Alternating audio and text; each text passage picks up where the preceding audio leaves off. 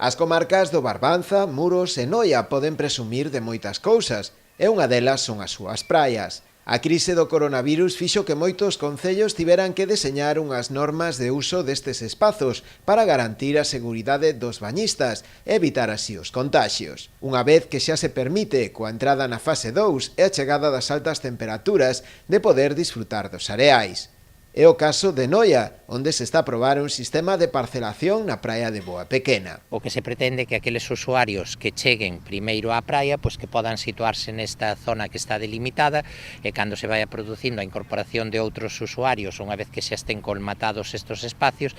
pois que podan distribuirse ao longo de outras zonas da praia. Evidentemente, vai haber outras zonas da praia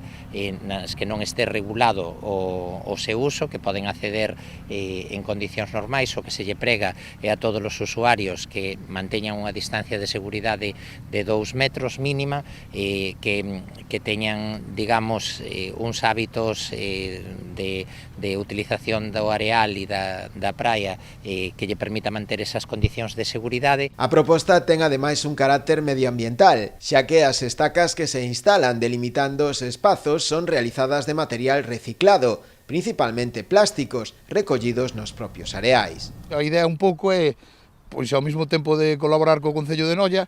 eles nos mandan plásticos, nós transformámolos, mandámoslos en perfilería, neste caso en postes, e a idea é que outros concellos se sumen á idea, sobre todo porque moito do plástico é do mar, e con este temos un bo fin, o sea, estamos axudando ao medio ambiente, pero